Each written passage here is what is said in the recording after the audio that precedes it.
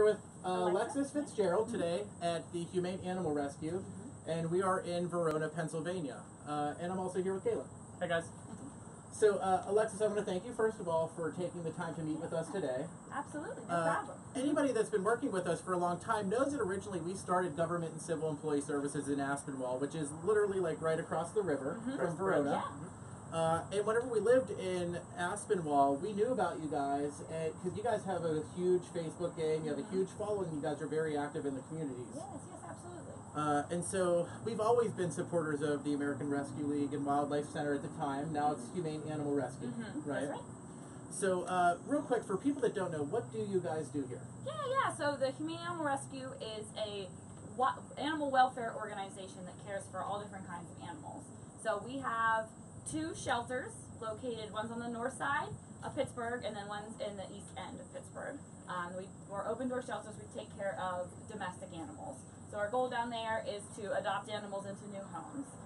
And then we also have our wildlife center, which is up in Verona, which is where we're at now. Here is where we take care of native Pennsylvania wildlife with the goal of releasing them back out into the wild. Excellent. So, yeah. Now, actually, in our house in Indiana, Pennsylvania, we at one point had an eastern screech owl fly into our window. It was the coolest owl I've ever seen. It had bright yellow eyes, but all of the dogs surrounded it in our backyard, and they were barking at it, and we boxed it up and brought it down to you guys. And you guys rehabbed it, and like a month or 2 later, you guys called me and released it into our front yard, I believe. So you might live there right now, we don't know. So if you guys ever find an injured animal, an injured wildlife animal, this is definitely the place to bring it for them to fix it, make it healthy, and send it back out into the wild. If it can. If it can. Right. Yep. We do our best with everything that comes in. Sometimes injuries are super severe, and we have to do what's best for that animal. But most of the time, our release rate is usually around 65%. That's excellent. So pretty good. The national release rate is around 30%. Oh wow. So yeah. That's really good. Yeah. So now you guys rehab animals. Now you guys also have some long-term residents. That's right. That's right. Which today we're going to meet Irwin the Porcupine. That's right. So we have around 30 education animals that can't be released out back into the wild for one reason or another. So Irwin's kind of our unofficial mascot up at the Wildlife Center. He has his own Facebook page, and he's a pretty cool guy. So we're gonna bring him out and meet him. Now, guys, while she's grabbing him, we're going to make sure after this, we're going to do a couple things. We're going to make sure we put Irwin's page, put a link in the comments section of this video for you guys to go and like Irwin's page as well. And this is Irwin. Irwin is adorable. Now, are they from this area of Pennsylvania? They are. So porcupines, he's a North American porcupine. They are native to Pennsylvania, so we don't typically see them in the city area, but closer to the center of the state where there's lots of thick old growth forests. So we'll see them there. I've only ever seen one out in the Allegheny National Forest, but their range is moving more south as the climate's changing, so we're likely to see more of them around more often. In my whole life, I've only seen one porcupine in the wild. Yeah. And that was at our That's house really in Indiana, lucky. too. Yeah. That's really awesome. Yeah. What should a person do if they see one in the wild? Stay away from it. Yeah. Give it a hug. Definitely stay away from it. So this is really unusual. Irwin is very used to people. You would never be able to get this close to a wild porcupine. They would curl up and stand those quills up on their backs, just to show you, like, hey, back off, buddy. But another one. And the darker, thicker white. Are his quills? Yeah. So his quills are underneath his fur. So he's got lots of brown fur to help him keep warm in the wintertime. But then his quills are underneath them. I know. So you can see his quills really, really well. Nice. Right there. Did you get it, Kelly? Good job. It's crazy. So, and then he's I've got never the seen long. anyone that close. Yeah. They're pretty sharp. Yeah. His longest ones are about 4 inches. I know, buddy. Here you go. And how long has he lived here for? So Irwin came in. Hold on. There you go. He is 6 years old now. He just turned 6 in May. Okay. Celebrate his birthday then. We've had him since he was 2 weeks old. So he was rejected by his mom. So he has some stomach issues. So certain things get him really, really sick. So he's allergic to things like strawberries and raspberries, things that grow around here and would make him really sick. out in the wild. So we're thinking that his mom kind of knew something was off with him, so she didn't want to take care of him anymore. Yeah. So we've had him ever since then. So that's why he's so comfortable with people. He's very, very used to people. You don't want a porcupine out in the wild that is used to people. That wouldn't go over very well. So he's been a permanent resident ever since. That's crazy. Now, guys, I don't know if you've, last month actually it was a couple months ago now, that we came down and saw everyone here and kind of toured the facility. You also have a crow named Ray. That's our personal favorite. Ray's my favorite. He talks. We're going to share a video of that as well in the comment section also. Now, as far as Irwin, how much does it take? Do you know how much, or how much is it to like take care of him a day? Right. Daily for large mammals, which is what he's considered. Now he's an herbivore, so he's not as expensive as other things like foxes, things like that eat meat.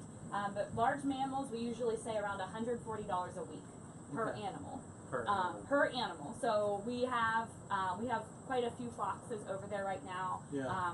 I know it's more than this, but at least 5 foxes. So multiply that every week, and we've had them all summer. So it is quite expensive, especially the animals that eat more meat. They're quite expensive to care for. Now, guys, we are going to also be sharing a link to the Humane Animal Rescue site as well, so you guys can definitely check them out also. And there will be links on your website, I'm sure, for people to send in donations. Yes, absolutely. Right? So we are going to throw it out there. If you guys want to give to a place, this is definitely a great place to give to. They're taking care of animals. And when people bring in animals, you guys don't charge them. You guys rehab them. Yeah, that's right. We rehab them. We always ask for donations because we're totally run off of donations. Would you like to feed them, Mike? Oh, I do, kind of. Now, the staff, is everybody That's so volunteer? I just fed a porcupine. That's exciting. Yeah. So we have a very small staff up here. We have 4 rehabilitators, and then we have 3 people that are seasonal in the summer that come and help to clean for all of the animals. Nice. And then we have our education staff as well. So, but most of the people that clean and feed the animals every day are volunteers.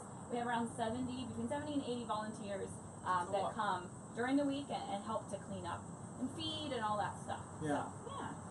Well, that's very cool. We love what you guys are doing here. That's why we wanted to come down and do this Facebook video with you guys. Now, today we're here at your wildlife center. So this is all wildlife, right? You're not going to bring dogs here or kittens or cats. That's right. Now, your other center is the domestic animal center. It's in the north side. Yeah, so there's one on the north side on Western Avenue. That's one of our shelters, and then our other one is on Hamilton Avenue in like Homewood area. I believe that we're actually going to be coming to you from one of those locations in October. I don't know what exactly the date is, but we are going to be doing another event with the Humane Animal Rescue before the end of the year. But I want to thank you, Irwin, for your time. Yeah. Absolutely. Would you want to feed him? I do want to try to. to feed him. There you go, buddy. That's cool. Very sweet potato motivated. That's really neat. I think he's just amazing looking. I'm French fry motivated. Right? Yeah. I wish I were sweet potato motivated. Yeah. So, All right. thank you for your time. Yeah, Are we absolutely. gonna have Are we gonna talk about the rabbits? Oh yeah, We can do that talk too. about the rabbits. He's fine right now. I still have more sweet potatoes, so I can leave him out while he munches, and we can talk about them. So, a lot of the times we get a lot of phone calls, and we always encourage people to give us a call first when you find an animal. Wait, you can't get off of that. You're gonna fall. Here.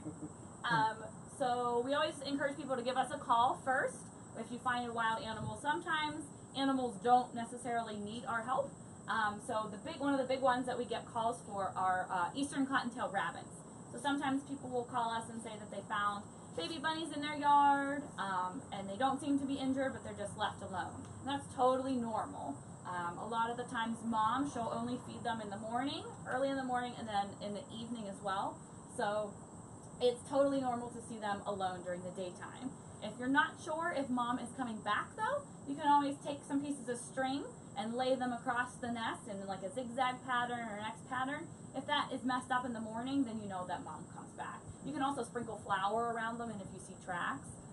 So a lot of the times they don't need your help. If you're worried about pets or other animals getting to them, you can always leave a laundry basket over them during the daytime, and then there you go. So we actually got the chance with Alexis before we did the video, guys. We came in a little bit early. We got to tour the facility today as well. The baby bunnies that you're talking about that actually need help are super tiny. That's right. And That's like right. fist size bunnies. So they need help after that. I mean, if it's much larger than your fist, most likely they're probably not going to need help. Yeah, they're good to go. So mom only keeps the babies for about 25 days. So they're about the size of a softball whenever they're good to go by themselves. So sometimes people will find babies that big and they think that they need help when they actually don't. They're usually, unless it's injured, then it's good to survive by itself without mom. Nice. I love, we have in our yard, We have a bunny. white-tailed bunnies that sit in our front yard that actually center underneath tiger lilies, and we watch them from our kitchen all the time. We'll be cooking dinner, and he'll be sitting right there. We'll take him out a little bit of lettuce. Yeah. Throw it down. That's so cool. He's got a nice life. Yeah. So I want to thank you again. Guys, if you have any questions, we're going to post some links in the comments below. So make sure you check the comments under this video if you're watching after we go live. Alexis, thank you for your time so much. Absolutely. Thank you Thanks for talking about coming. bunnies. Thank you for bringing Irwin. No problem. Oh, He's thanks for helping content. all the animals. Yeah. No problem. That's what we're here for. Absolutely. Nice. So to be continued, guys. We're going to do more later. Thank you so much. Have a great day. Bye, guys. Thanks. Bye.